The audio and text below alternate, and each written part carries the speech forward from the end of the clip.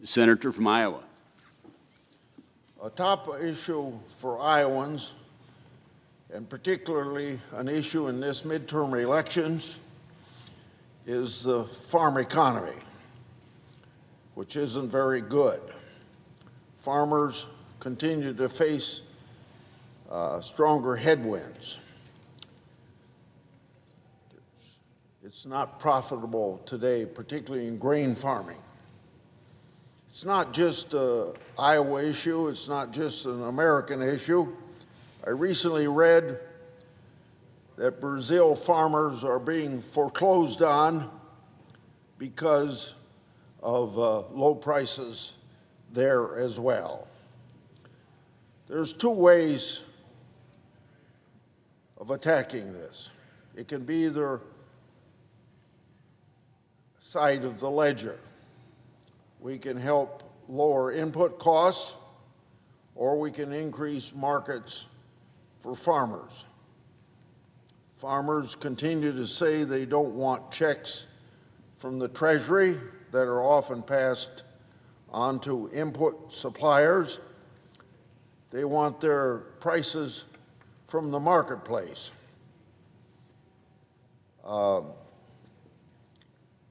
So I've got a solution about the marketplace, and I and other senators, both Republican and Democrat, have been talking about the ethanol issue of E15. We've been doing that for months now. I've been sharing that year-round E15 would create nearly $14 billion increase in demand for corn in the United States. Those figures come from economists and the Iowa Corn Growers Association. But this does not show the full picture. E15 would also add $25.8 billion to the national gross domestic product and 128,000 jobs. Most of the jobs and value created from E15 supports rural communities. High-paying jobs go to local ethanol plants, grain cooperatives, ag equipment manufacturing, and other agriculture suppliers, and of course, the farmers benefit from it as well. During my annual 99-county Q&As that I hold around the state this year and each year, I've heard directly from Iowans at county farm bureaus, other businesses, and cooperatives, how year-round E15 will support rural American economy. It's time then that the Senate pass E15 legislation.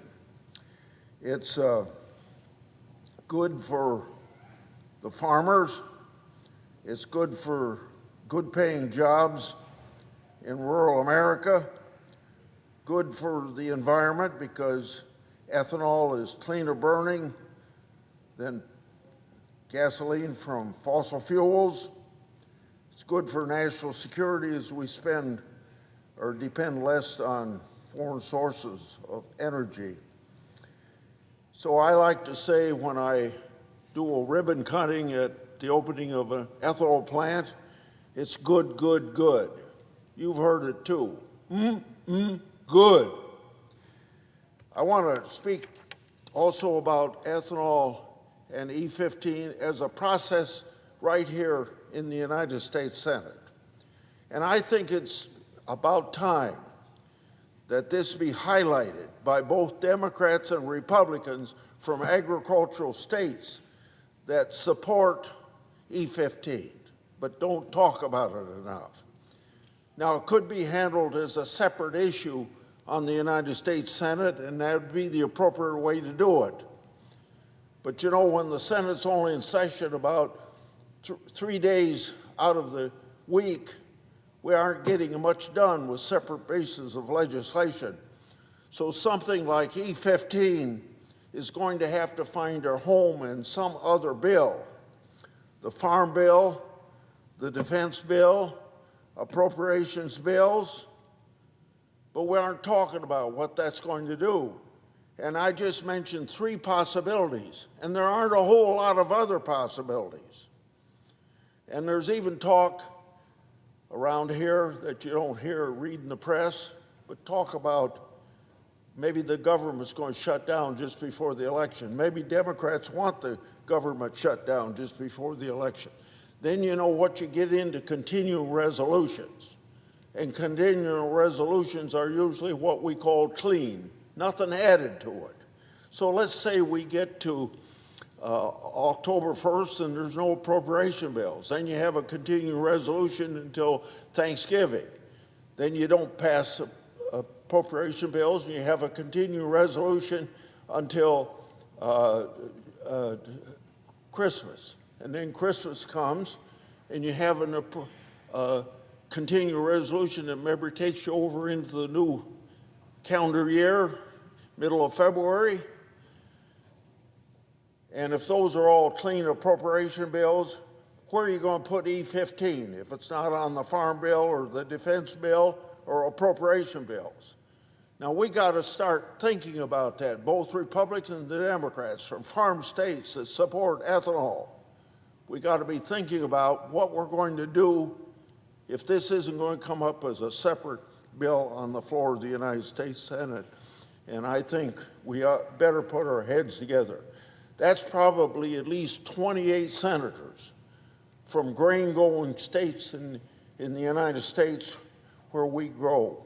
At least 14 states, 28 senators. Better put our heads together or we're going to lose the opportunity of getting E15. It's through the House of Representatives. It's further than it's ever been.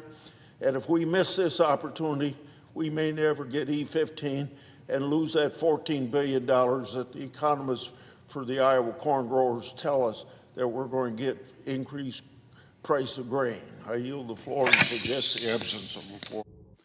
The clerk will call the roll. Ms. Alsobrooks.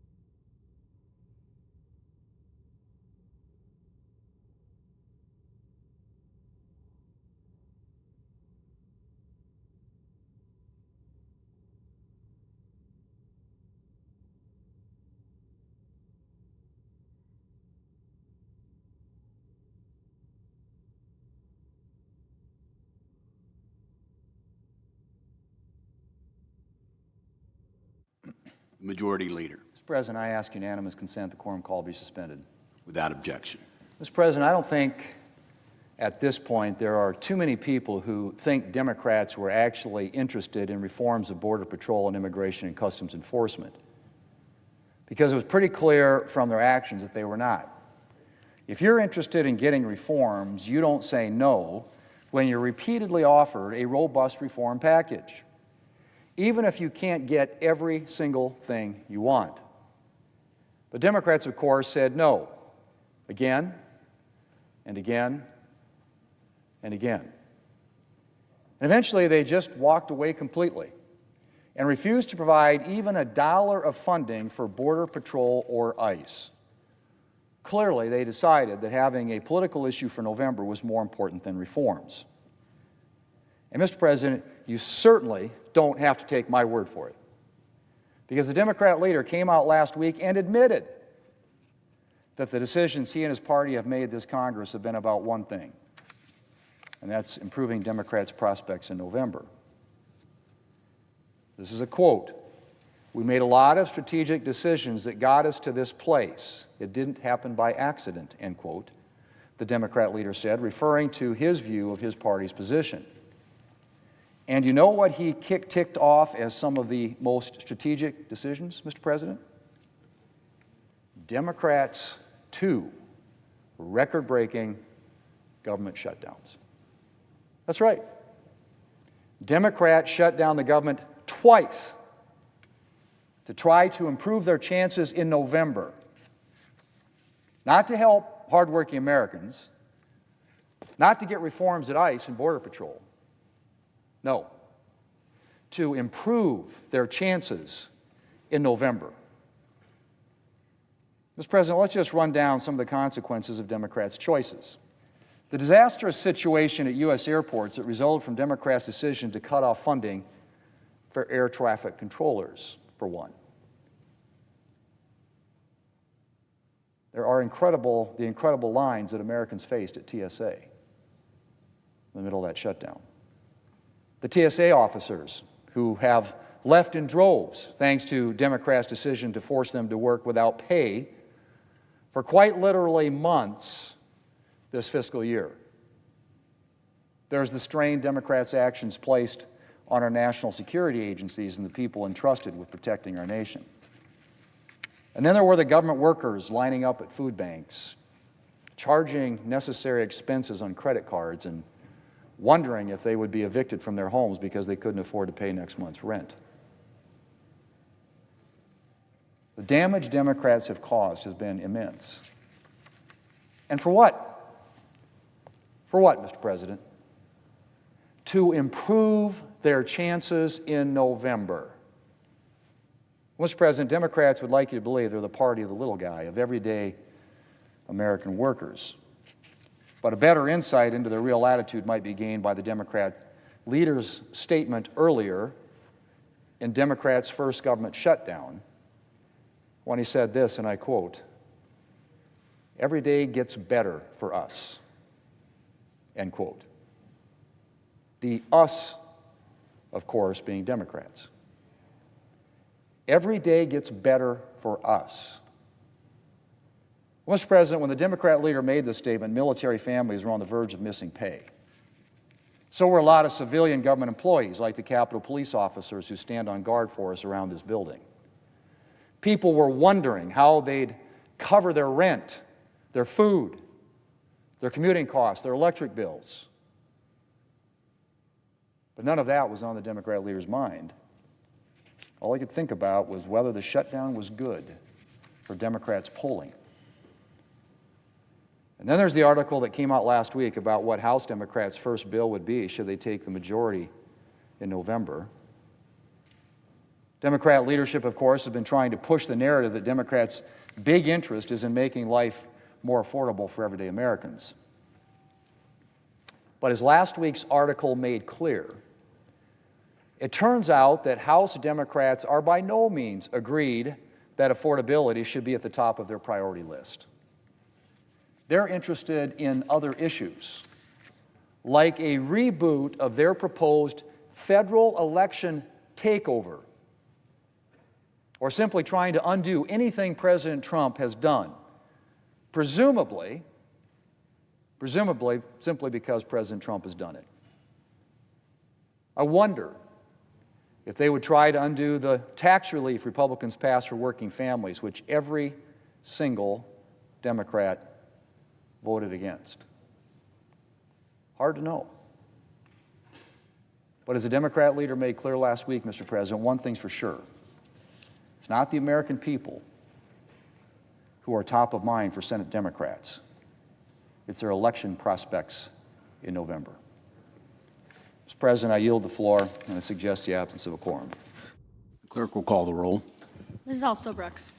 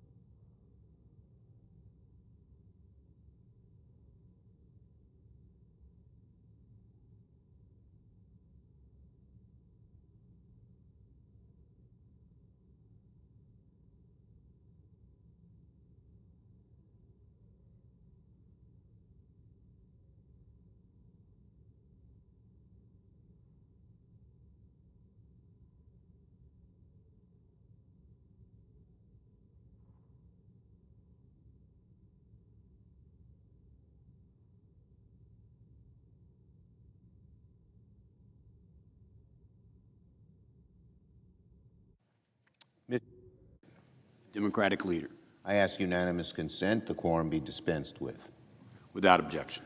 Mr. President, for months, Senate Democrats and I have said that Trump's blunder of a war with Iran can't end soon enough. We've been told dozens of times that the war is over, and dozens of times we've been disappointed. Trump has yet to give Americans a reason to believe that this latest peace deal won't leave them disappointed again. It's been 2 days since Trump claimed he had reached a, quote, understanding with Iran, and he still hasn't released any details, an MOU, a memo of understanding about what it actually is. We keep hearing inconsistent statements from different members of the administration. So I am asking three things. First, I am calling on Donald Trump to hold a classified Gang of Eight meeting to disclose this so-called MOU, this memo of understanding. Second, I'm calling on Trump to brief the whole Congress on this MOU, this memo of understanding. And third, and most importantly, I'm calling on Trump to inform the American people on whatever his understanding with Iran involves, and he should do it immediately, so we all know what the heck is going on. We're in the middle of a war. No one quite understands what Trump is up to, and now he's keeping everybody in the dark. Americans need to know whether their loved ones in uniform will remain in harm's way. Americans need to know what Trump has promised to Iran and what the United States will get out of it. Americans need to know how and when this war will truly end. They need to know what's the deal on the Strait of Hormuz, which has caused gas prices to go through the roof. And we need to know what the projected end time is and what Iran will be doing with its nuclear capabilities. After more than 100 days of bloodshed, 13 Americans killed, hundreds more wounded, and tens of billions of dollars spent, the American people are rightfully wondering, what exactly did we get out of Trump's failed war? Trump's Iranian misadventure has left America worse off than when he started it, worse off by every measure. The Iranian regime is more extreme than before Trump launched this disastrous war. Iran has more control over the Strait of Hormuz than before Trump's disastrous war. Gas prices are dramatically higher than before Trump took us to war. And it's going to take months and months to go back to normal, given the destruction of the supply chains for oil and gas. Trump asks Americans to pay the immense cost, to shoulder the burden of a war they did not ask for, and gives them nothing in return. Democrats will soon force another vote on our War Powers Resolution to end Trump's war, because every minute this blunder goes on is another minute too long. Trump needs to reveal the deal and end this war once and for all. On the slush fund, the Trump slush fund, anyone who seriously thinks Trump has any intention of dropping his plans for a MAGA slush fund that would funnel billions of tax dollars to him and his cronies clearly hasn't been paying attention. Trump hasn't even pretended to promise that he's done with this slush fund. Instead, saying instead that the corrupt scheme is a beautiful thing. That's what Trump said. Republicans said he's going to end it, some of them. He says it's a beautiful thing. Who do you believe? Trump said, it's a beautiful thing. I love it. I think it's so important. That's what he said about the slush fund. So anyone who thinks Trump's ready to forego it is sadly mistaken. They're not listening to his words. They're not listening to who he is. The only way to ensure Trump's corrupt, taxpayer-funded slush fund never sees the light of day is to ban it permanently by law, and also ban Trump's sweetheart tax deal that gives Trump and his family a permission slip to commit tax fraud for a lifetime. That's why I will force Republicans to answer for Trump's slush fund and IRS sweetheart deal today. I'm going to force the Republicans to answer for this Trump slush fund and the IRS sweetheart deal by asking to ban it by law on the floor. Senate Republicans have already refused to outlaw the fund, and now they'll have to show the country who they stand for once again: American taxpayers or Donald Trump, working families or cop-beating insurrectionists. It's unbelievable. Republicans seem to think that a promise from Todd Blanche, who built his career on bending the truth in service to Trump, and a hope and a prayer that Trump will suddenly find a conscience, are enough to stop the slush fund. Makes no sense. Republicans won't be able to wash their hands of Trump's effort to defraud the American people at a time when they're struggling to make ends meet as costs skyrocket. Now on Trump's broken promises on child care. Today, Senators Murray, Warren, and I are releasing the most comprehensive Senate report to date on Donald Trump's broken promise to make child care more affordable. A couple of months ago, Trump said, quote, "Don't send any money for daycare because the United States can't take care of daycare. It's not possible for us to take care of daycare, Medicare, Medicaid, and all these individual things," unquote. That's what Trump said. Really, Trump? Trump thinks it's fine to stick working Americans with the bill for his gilded ballroom, his costly war in Iran, $2 billion of slush fund payouts for him and his MAGA loyalists, and trillions of dollars of tax cuts for the wealthy? But helping families afford child care is just too much? What a disgrace.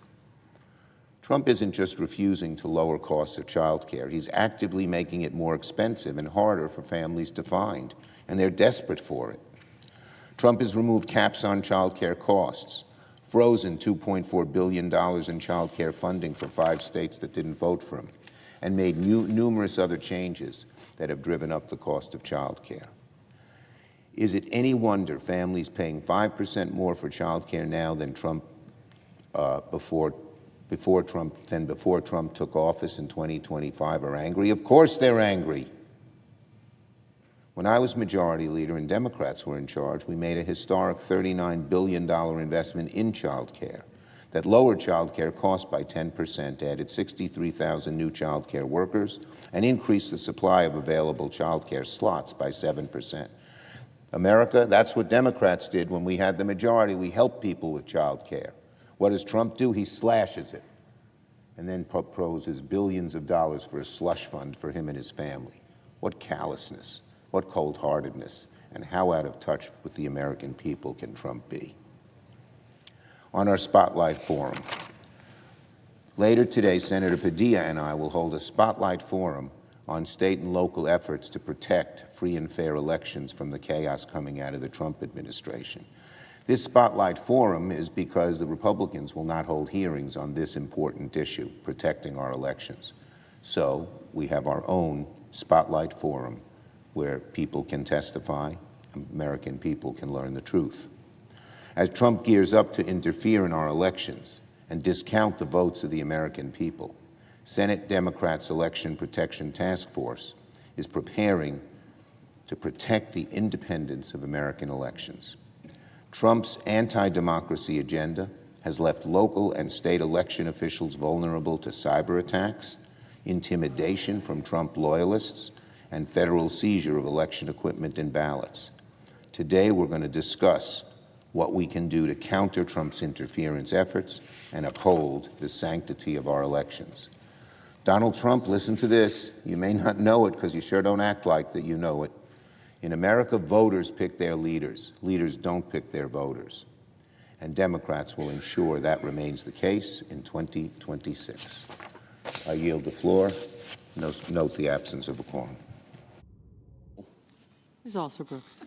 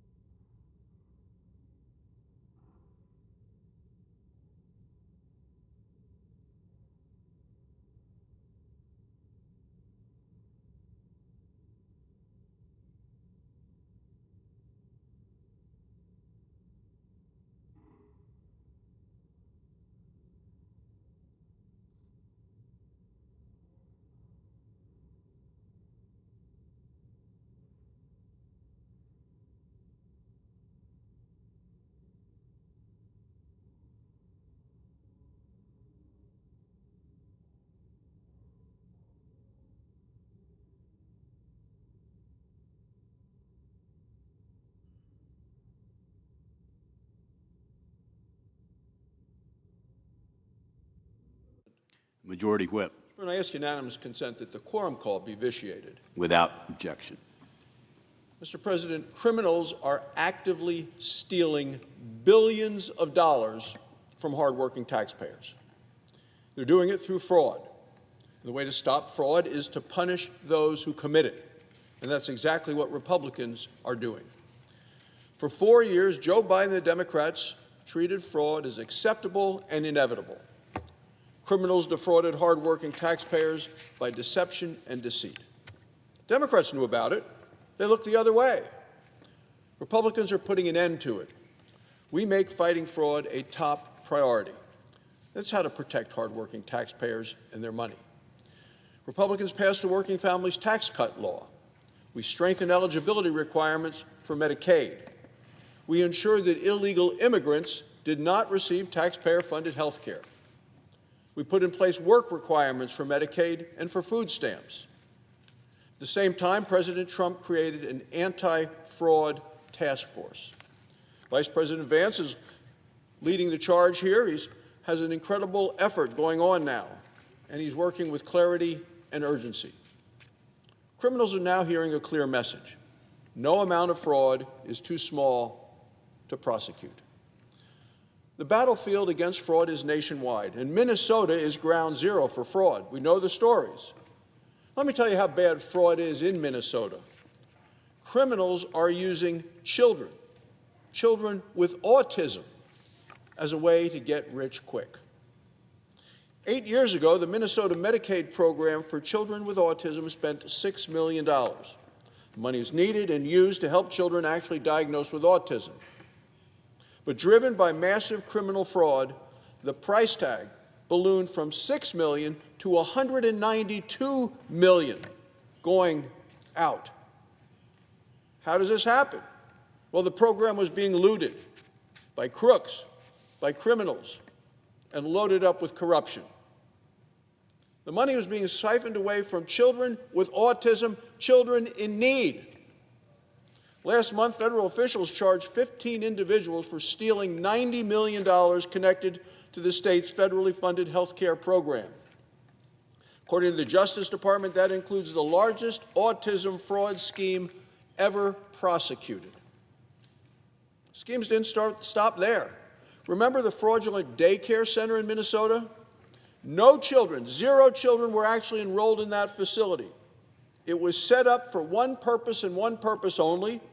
It was set up to steal money from the United States Treasury. So I just heard the minority leader, Senator Schumer, here on the floor talking about daycare centers. Why do the Democrats ignore the abuse of daycare centers to steal money from the American people, from our taxpayers? They don't seem to care about that. They just say, send more money, send more money, send more money, and then he comes to the floor complaining about daycare centers when it is the fraud in Minnesota with their own candidate for vice president being the governor, overseeing it, ignoring it, allowing it to happen. They don't seem to care about any of those things. Well, our colleague, Senator Joni Ernst, investigated it. She discovered one of these so-called daycare centers that Schumer's out here talking about as wonderful things. One of these daycare centers raked in over $230,000 from the Small Business Administration alone just during the pandemic. Remember, there were no children at the location, none. The Biden administration looked the other way, and the disgraced governor of Minnesota looked the other way as well. In total, stolen funds in Minnesota have now been identified of exceeding $9 billion. It's a staggering sum. And that's only one state run by Democrats. California is just as bad, if not worse. I would put it in worse.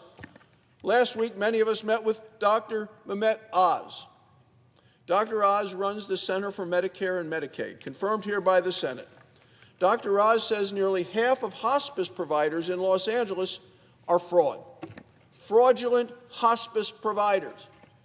When you think about hospice and what it does and supposed to do in terms of caring and compassion, comforting those who are dying, not in California, it's used to defraud the government.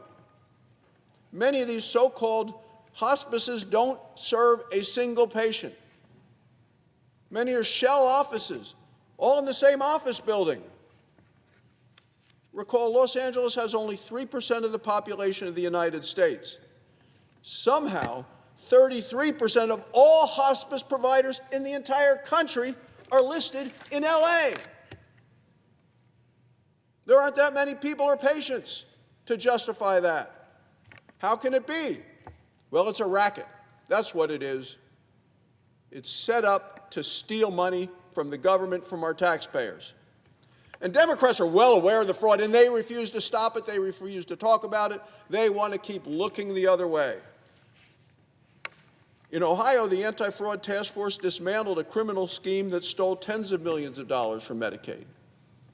The criminals submitted false claims for so-called behavioral health services. These services were never provided. Criminals used the money to buy a fleet of luxury vehicles, including Maseratis, Mercedes, and a Bentley.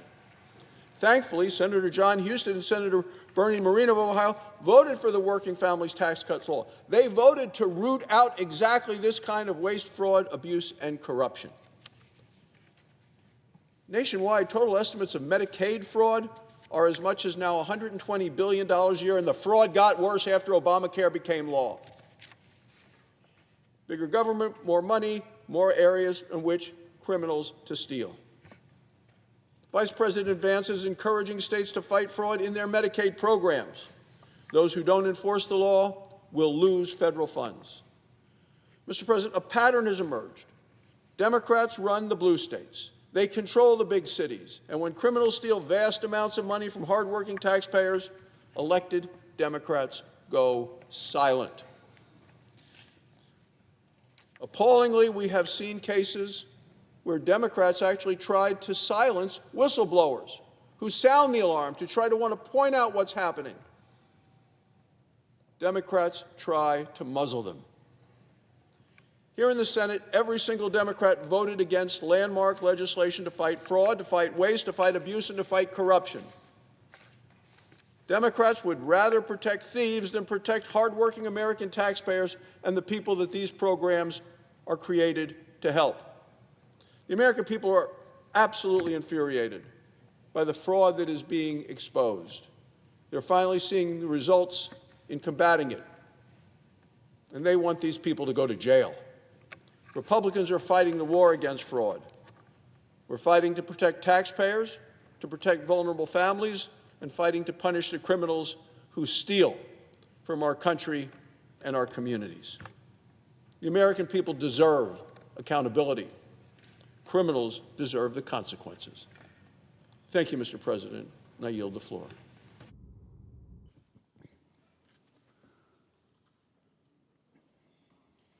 Mr. President. Democratic whip. Thank you, Mr. President. The President called it the big, beautiful bill. His budget, the big, beautiful bill. That big, beautiful bill did give tax breaks. There's no question about it, primarily to the richest people in this country. Is that what you think is a priority for America? It's not what I think. It's one of the reasons I voted no. The second thing it did was to cut Medicaid reimbursement to hospitals and healthcare providers by $1 trillion over the next several years. $1 trillion. You know what the hospital administrators in Illinois told me will happen as a result of those cutbacks of Medicaid payments? Hospitals will close, particularly downstate hospitals in rural areas and those in the inner city. We went to those administrators of the hospitals directly and said, forget the political hype in Washington. What's going to happen on the ground in the state of Illinois and across the nation when $1 trillion in Medicaid reimbursement disappears? They said, well, first the hospitals will close certain departments. I've noticed in central Illinois, my own experience, that means usually the delivery of babies as well as behavioral medicine, mental health counseling. Those are the first to go. But some hospitals just won't make it. The hospitals in rural areas, as you know, are small and willful and do their darndest with volunteer help in the community to stay open. And they are critically important. If you happen to live in rural Illinois, maybe you're a farm family, and there's a terrible accident that occurs on the farm, Driving 20 minutes versus driving an hour and 20 minutes can be life or death. And so the Republicans want to cut $1 trillion from Medicaid, $1 trillion, and give tax breaks to wealthy people. Vote me no. Vote all the Democrats no. Those aren't the priorities of this country. And when it comes to fraud, there's no excuse for it. But let's not overstate the obvious.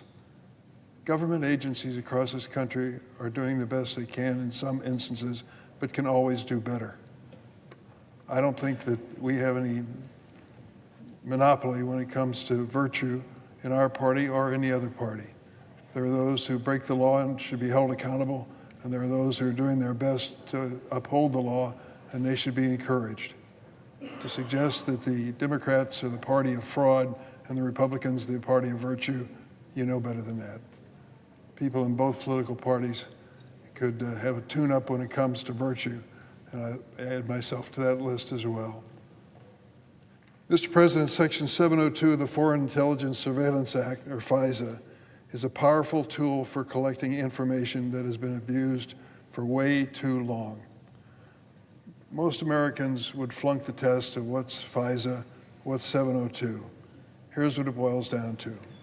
We approve under law 702 to allow our intelligence agencies to collect the private communications of foreigners overseas without a warrant.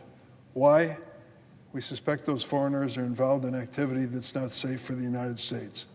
Am I supportive of that? Count me in. But Section 702 enables surveillance of more than just foreigners overseas. Millions of innocent Americans' text, emails, and phone calls are swept up in this dragnet if they communicated with a foreigner.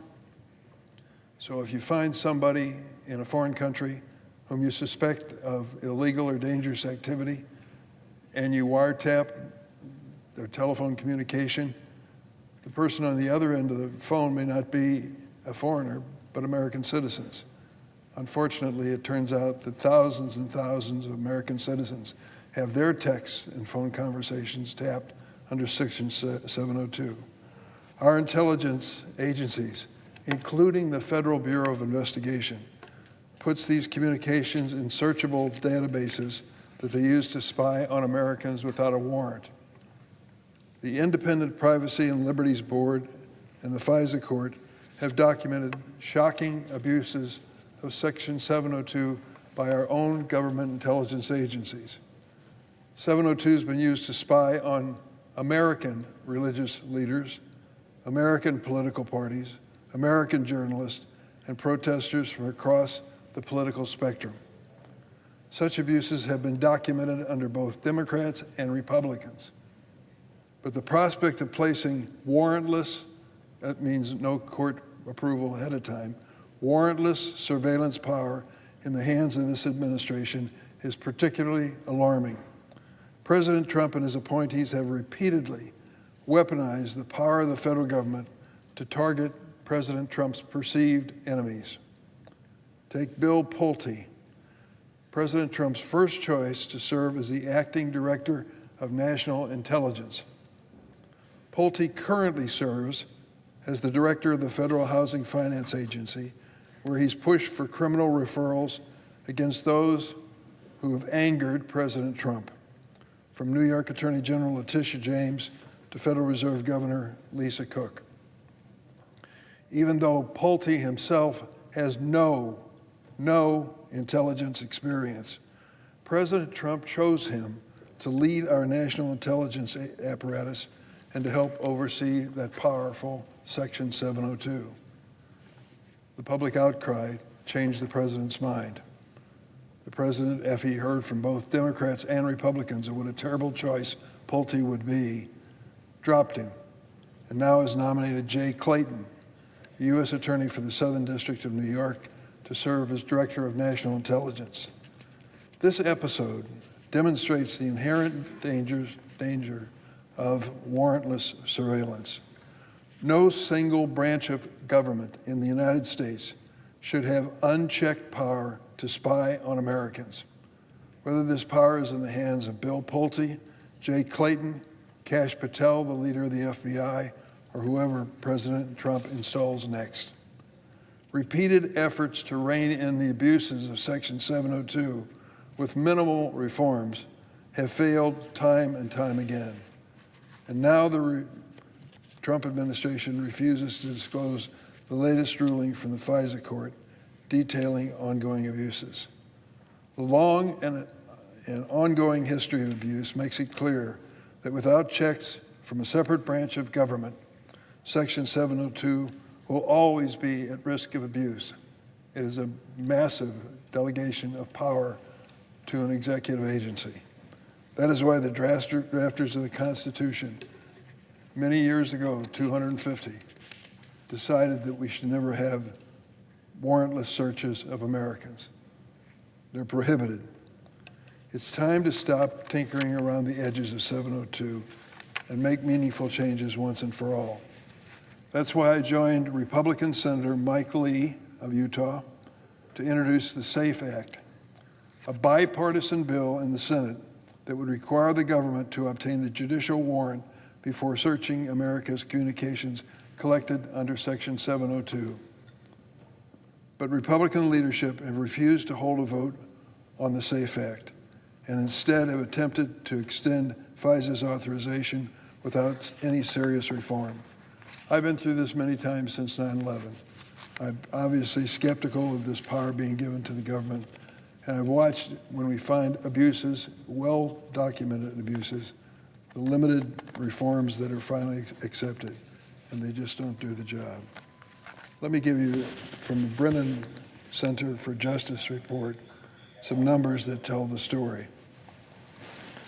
Congress and FISA court have attempted to place some modest limit on the government use of backdoor searches, that's what they call it when Americans are swept up, intelligence agency, and the Federal Bureau of Investigation in particular. They've habitually violated any limits we've imposed.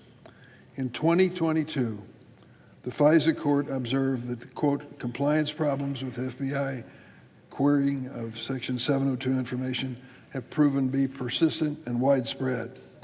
Indeed, in March 2022, the government reported more than 278,000 non-compliant searches of information obtained through FISA. These non-compliant searches would include eavesdropping on Americans without government approval. 278,000. Moreover, from 2018 through 2024, the law required the FBI to obtain a warrant before conducting backdoor searches in a very small subcategory of cases involving certain criminal investigations. Despite conducting dozens of the searches during this time, the FBI never once obtained a warrant as required by our Constitution. The abuses continue, and there are those we know nothing about that are going on as of this day. There was an investigation of the use of FISA leading to a classified report, which I've seen myself in the Senate Intelligence SCIF. Members of the Senate can have access to it, but the Trump administration refuses to make it public for the rest of America. That is unfortunate. It makes the argument that I believe is compelling in this case. Republican leadership has refused to hold a vote on this reform measure that Senator Lee and I have introduced. They've argued this program is just too essential to allow for any delay in reauthorization or consideration of real reforms. But yet, just recently, President Trump said that before we reauthorize FISA, we've got to agree to add his elections reform measure, the one that requires ID requirements before you can vote. Now, there are certain IDs which are easy, but the original version of this bill that the president wants, driver's licenses, which we use all over the country, would not be acceptable. Congress has time to get this right. Section 702 surveillance operates under year-long certifications approved by the FISA court, and it has already been recertified through March of next year, 2027. This means intelligence collection under 702 will be able to continue until next March, even if the law technically expires this week or last week. But if my colleagues want to reauthorize Section 702 quickly, there's a simple solution. And my colleague, Senator Wyden of Oregon, made this point on the floor last week.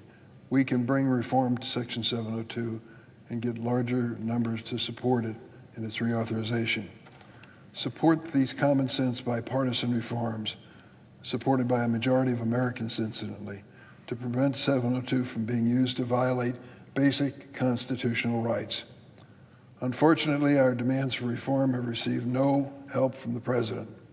He's more concerned with pushing the Save America Act, the change in every election, his bill to make it harder for Americans to vote. Over the weekend, President Trump announced that he opposes any FISA reauthorization that does not include Save America, as I mentioned. This act would slap undue burdens and excessive costs on Americans seeking to exercise their most fundamental right, the right to vote. So why would the president support adding this measure to critical 702 reauthorization? Because he's afraid of the next election. That's what it comes down to. He's afraid his party's going to lose in November. You saw when he went to Texas and argued that the Republicans in control there should redraw all the congressional maps for the November election on the chance that the Republicans will pick up more seats. We'll see what happens. Section 702 must not be linked to President Trump's efforts to suppress the vote. Instead, Congress should reauthorize it with reasonable reforms, bipartisan reforms that protect our national security and safeguard America's constitutional rights. Trump's campaign of retribution and attacks on America's ability to vote make this mission all the more important. We cannot allow a president consumed by vengeance to monitor Americans' private communications with no external checks or limits. Our nation's founders understood this well, which is why they created the Fourth Amendment to safeguard Americans from government outreach into their lives, overreach into their lives. For too long, Section 702 has jeopardized these protections, but we have a chance to end that abuse now. Let's not wait any longer. Congress should reauthorize Section 702 with sensible reforms and finally put an end to the unconstitutional surveillance of innocent American citizens. Mr. President, I yield the floor.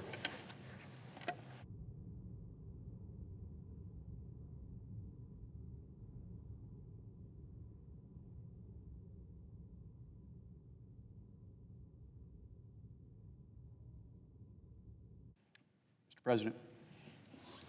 Senator, North Carolina. Mr. President, I rise today to honor a significant milestone in Marine Corps aviation history. Earlier this month, on June 3rd, the AV-8B Harrier aircraft retired from combat after 4 decades in service. Since the aircraft's introduction in 1985, the Harrier has symbolized the Marine Corps' elite operational mobility. Its vertical and short takeoff, combined with its landing capabilities, have enabled Marines to operate from remote locations and ships around the world. From supporting missions in diverse environments, including Afghanistan and the Persian Gulf, the jump jet has proven itself to be a reliable aircraft time and time again. The Marine Corps Air Station Cherry Point in Havelock, North Carolina. It's home to the 2nd Marine Aircraft Wing, and it's served as the center of the Harrier community for over 40 years. Under the command of Lieutenant Colonel John Cumbie at VMA 223, the final Harrier Squadron, all pilot training and daily operations have taken place in Havelock, making the Harrier a familiar presence. Earlier this year, I had the opportunity to fly over eastern North Carolina in a Harrier jet with Major Lucas Pumphrey, Major Eric Scheibe, and Brigadier General Shannon Brown. Experiencing the aircraft's capabilities firsthand, it offered a powerful reminder that behind every mission are exceptional Marines whose skill, discipline, and dedication to duty make these operations possible and help preserve the security of the United States and our allies. The AV-8B Harrier has retired from service, but it will be preserved at Starbase STEM Education Center at Cherry Point, where it will be on display for the public. This transition from a warfighting aircraft to a prominent piece of military history will continue to inspire generations to come. Mr. President, please join me in honoring the Harrier, its storied history at Marine Corps Air Station Cherry Point, and the brave Marines who flew the AV-8B.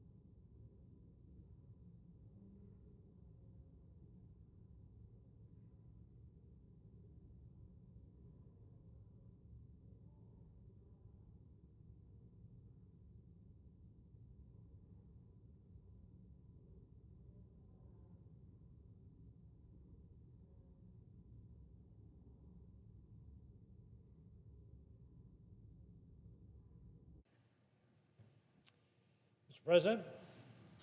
Senator Nebraska. Thank you, Mr. President. Nebraska is the best place in the world. Nebraska is what America is supposed to be.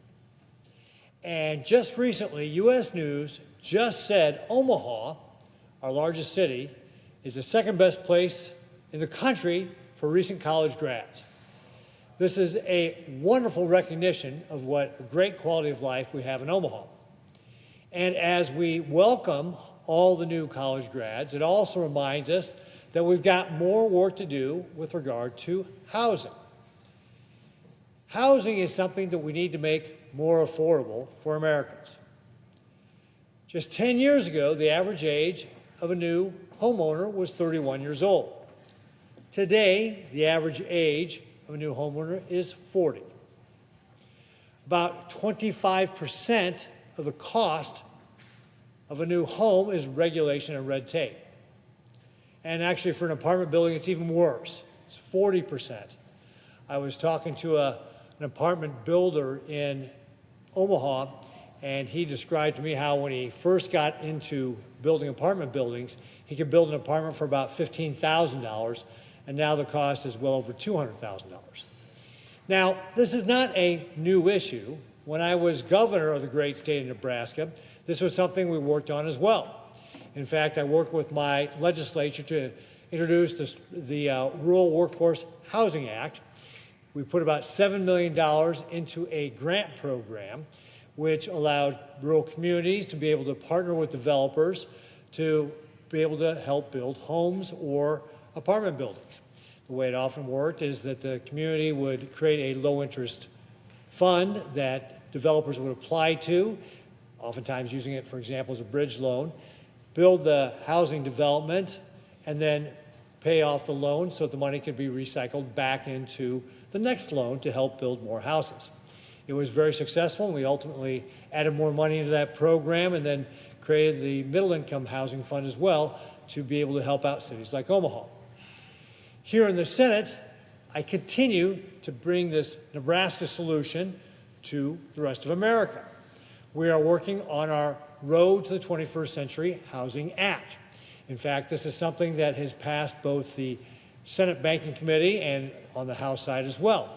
And I want to commend Chairman Scott for the great work he has done working with both sides of the aisle to receive their input to create the Road to the 21st Century Housing Act.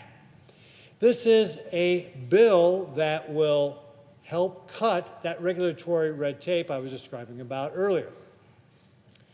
It includes several of the bills that I have introduced, including the Streamlined Rural Housing Act. So this bill in particular, what it does is requires Housing and Urban Development and USDA to work together. Both these agencies will have grant money to help build homes.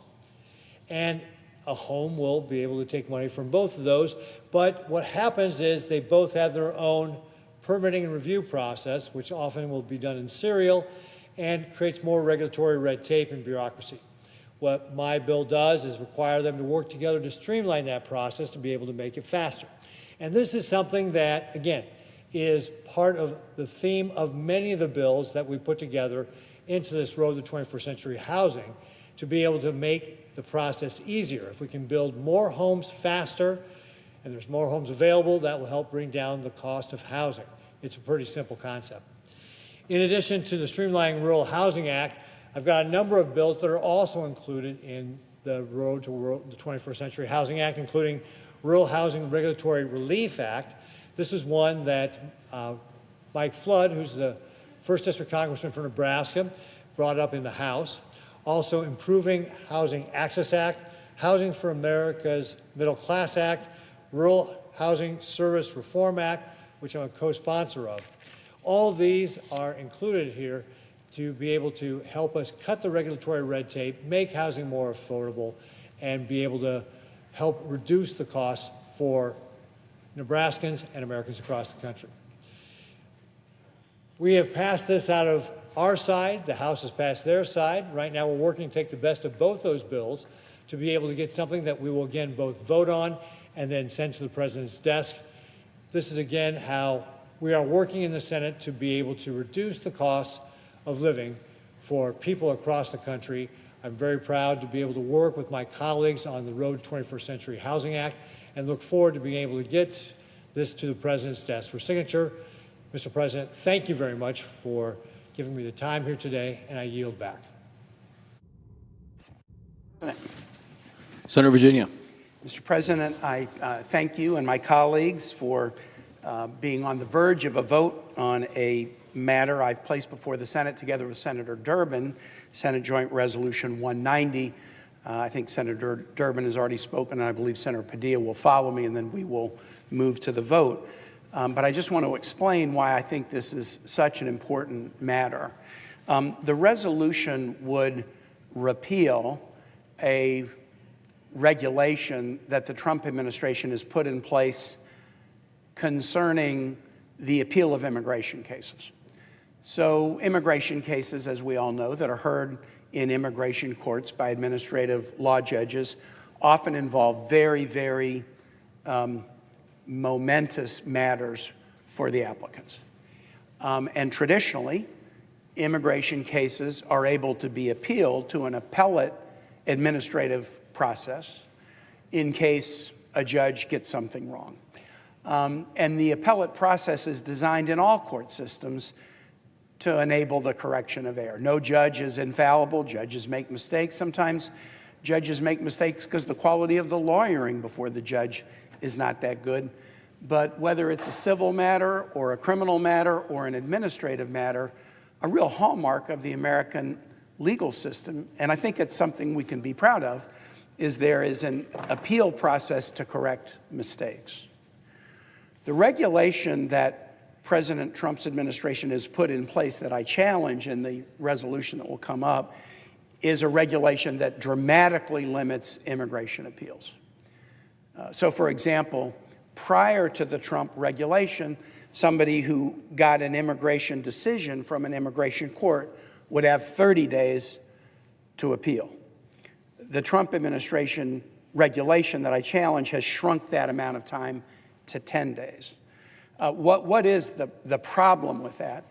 Oftentimes, the immigration judge signals a ruling but hasn't even done a written opinion within 10 days, that an individual or lawyer could know whether there is a basis for appeal or not.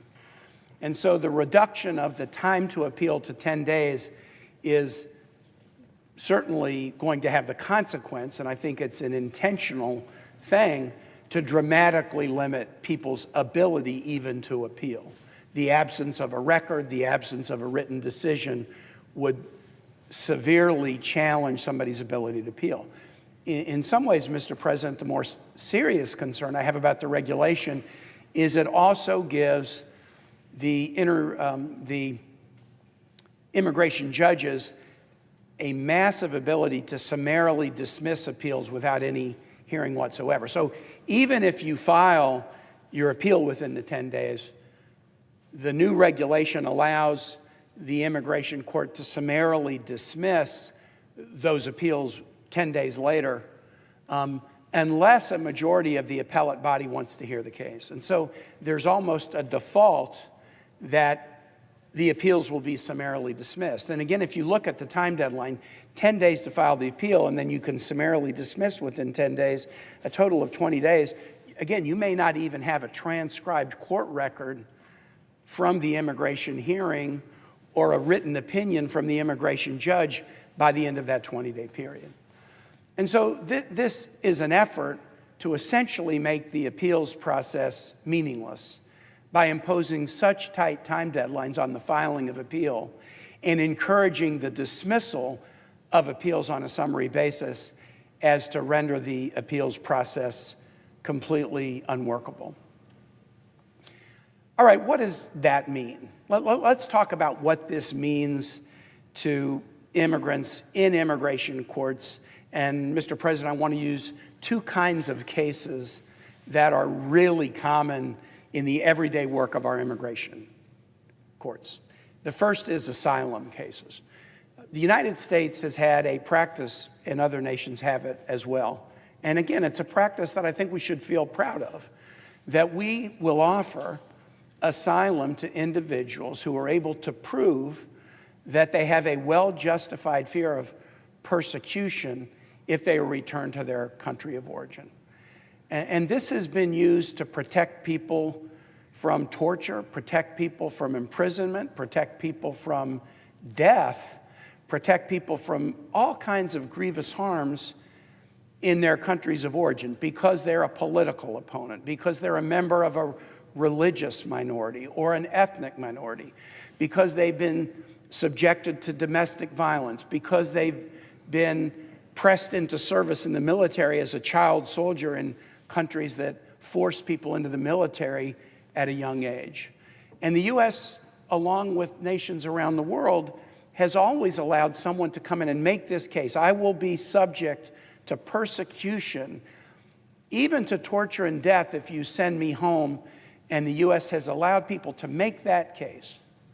And my belief is that's a good thing, not a bad thing. Maybe the standard should be a tough standard, but if you meet that standard, you should be allowed to remain here rather than be sent back to suffer horrible consequences in the country where you come from. Mr. President, let me give you a couple of examples of this that are sort of topical and recent examples. President Trump authorized military action in Nigeria on Christmas Day to bomb certain areas and target certain groups that were persecuting Christians. Christians being persecuted in this part of Nigeria led the president to say, this justifies the use of the U.S. military to try to eliminate the threat whereby people practicing their Christian faith will be targeted for torture and even death. So the president has acknowledged that this is a serious concern. And so what if somebody from Nigeria seeks asylum status in the United States and says, I'm a Christian. I'm being targeted because of my religion. President Trump believes this is such a serious thing that he authorized U.S. military action to target terrorist groups in Nigeria to protect Christians. I would like asylum status in the United States based on President Trump's recognition that I'm subject to religious persecution.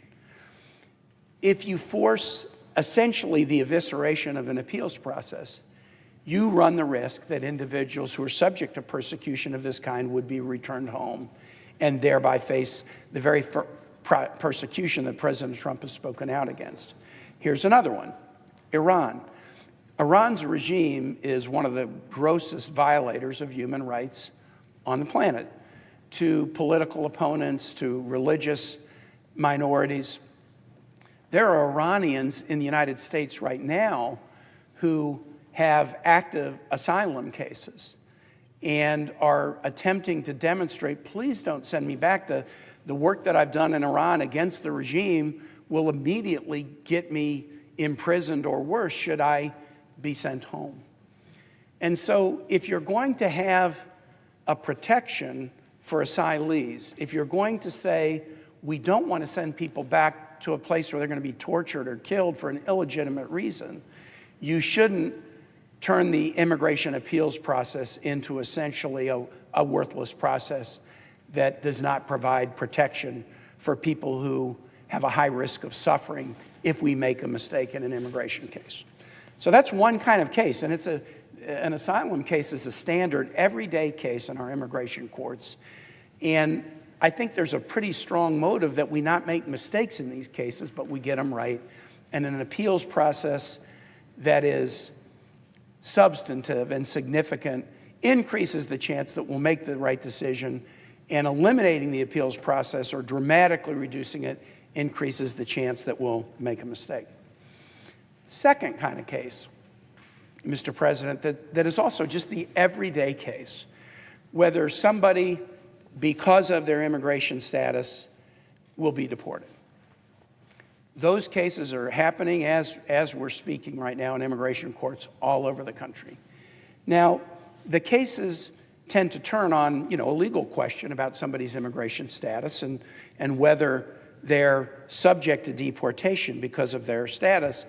But Mr. President, at the base of this case, there's a legal issue, but most of these cases, the real issue is family separation. Will we separate children who were born in the United States from parents who came here in an undocumented status?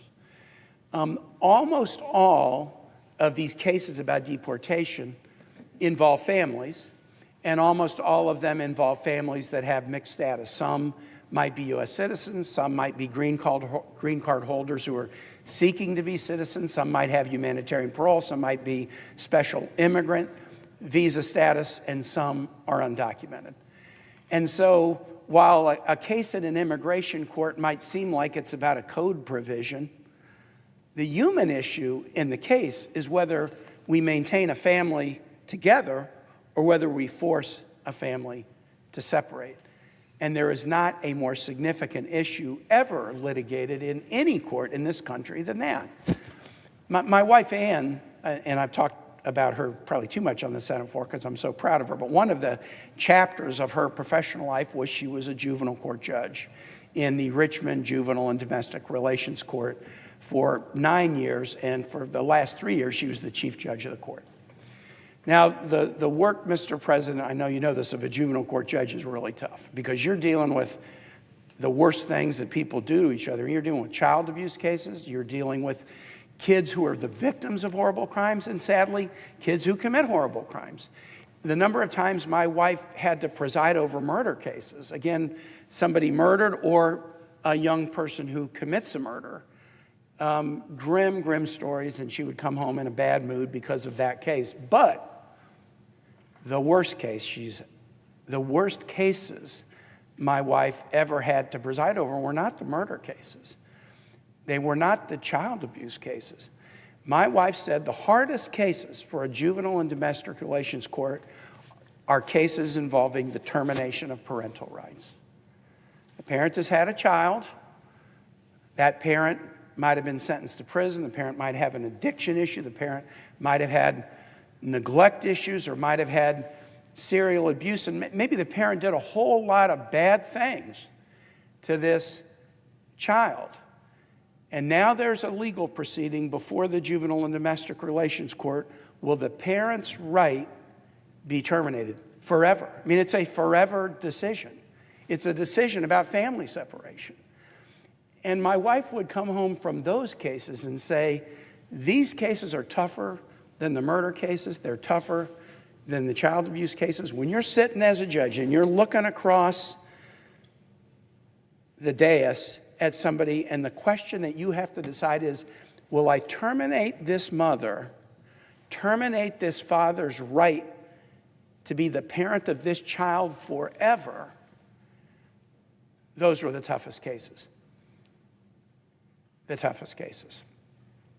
That's what these immigration cases are.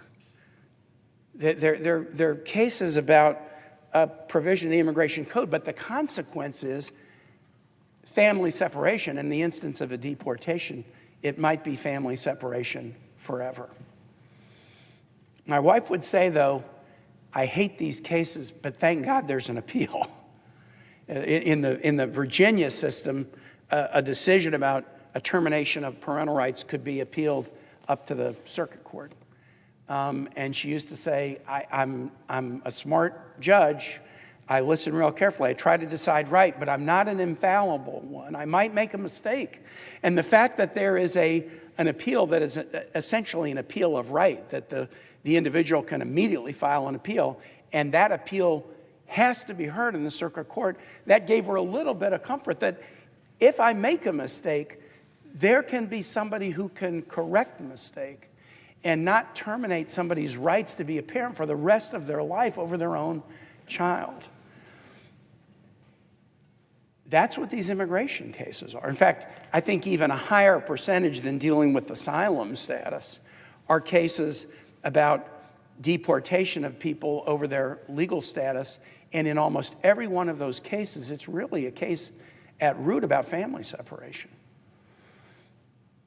And it just strikes me that when the stakes are that high, and if we acknowledge our own infallibility as legislators and as judges, having an appeals process that's meaningful isn't a bad thing.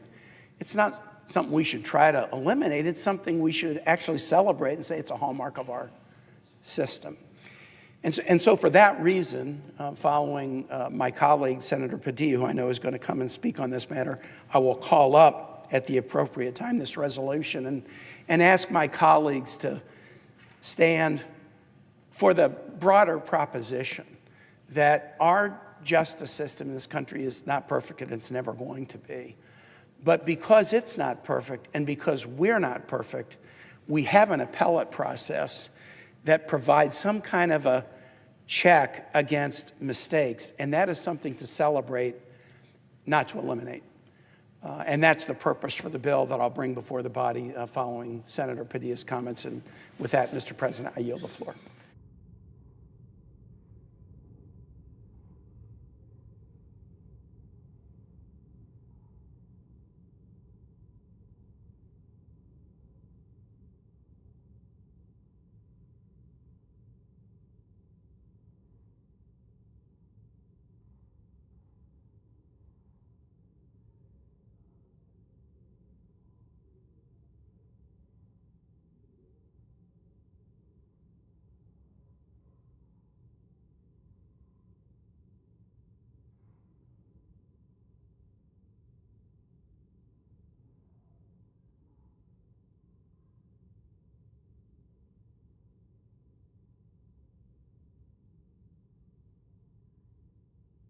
Mr. President.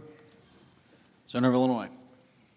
Mr. President, I'm honored to rise in concert with my friend and colleague from Virginia, Senator Kaine, for this measure that is going to be pending on the floor.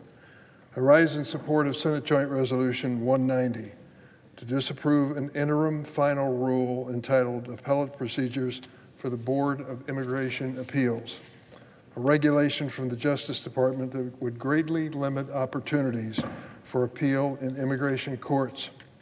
This rule would reduce the time to file an appeal from 30 days to just 10 days. And if an applicant manages to meet this unreasonable deadline, the appeal is still likely to be thrown out under this regulation. That is because the regulation requires that appeals be summarily dismissed unless a majority of the Board of Immigration Appeals agrees to take on the case. This new regulation is just the latest in a series of actions by the Trump administration to end judicial independence in our immigration court system. Last year, the Trump administration fired hundreds of immigration judges. There is a huge multi-thousand backload that needs to be decided by our immigration courts. The response of the Trump administration: eliminate immigration judges. Make sense? Of course not. One of those who was eliminated was Assistant Chief Immigration Judge Jennifer Payton. She worked for nearly 10 years at the Chicago Immigration Court through Democratic and Republican administrations. What was the cause for the dismissal of this woman who spent almost 10 years before the court? I can tell you because I witnessed it personally. Do you know what she did? You know what she had the nerve to do? When I called the immigration court and said, can I sit in the audience and listen to an immigration hearing, she said, I'll meet you at the front door and escort you to the courtroom. She met me, introduced herself, took me to the courtroom, and left. I didn't see her again that day. That was grounds for dismissal by the Trump administration. The fact that she would communicate with a member of Congress, actually shake hands with a member of Congress, actually escort a member of Congress into her courtroom, into what was supposed to be a public setting, grounds for dismissal. Gone. The end of her career. Why would the Trump administration want to fire an experienced non-political judge like Judge Payton? Well, I explained it to you. She was dismissed and fired without any stated cause whatsoever. The administration is taking the same approach with the Board of Immigration Appeals, firing 13 judges appointed during the Biden administration and decreasing the number of board judges from 28 to 15. These firings pave the way for the administration to hire what they're calling, quote, deportation judges. The name says it all. These changes are not about efficiency. They're about finality, the end of the road for people who've been following the law every step of the way. They're finished. They're about dismantling due process and destroying any means by which an immigrant might have a fair chance at making their case. Make no mistake, this policy has Steve Miller written all over it. He may be the president's closest advisor, but I will also tell you he is relentless in his war against immigrants. Whether they're here legally or illegal makes no difference to him. He wants them gone. Just take the Board of Immigration's Appeals' recent decision in matter of Santiago. It confirmed what we already knew. Even though DACA is supposed to protect dreamers from immigration enforcement, this administration wants to find a way to deport dreamers. Well, of course, they're going after the worst of the worst, the rapists, the murderers, the terrorists, the criminally insane, the child predators. They snuck across the border and now they have to go. But wait a minute, that's not DACA. DACA is about kids, children, infants brought to the United States, living their whole life in the United States, who go through a background check, which includes serious efforts to determine whether there's any criminal activity in their background. Then they pay a $600 filing fee. Then they are protected for 2 years to work in the United States without fear of deportation. Does that sound like the worst of the worst criminals? They're teachers, they're nurses, they're doctors, they're police, they're members of our military. But they've got to be gone in the world of Steve Miller. They might have an accent or something, or maybe look like they're Hispanic, which turns to be, from Mr. Miller, just enough to deport them. And that's what we're up against. This decision paved the way for immigration judges to issue deportation orders to DACA recipients who grew up in this country and are legally protected from deportation. But even that is not enough for the Trump administration. I urge my colleagues to reject the attempt to gut due process in our immigration court system and vote in support of this resolution.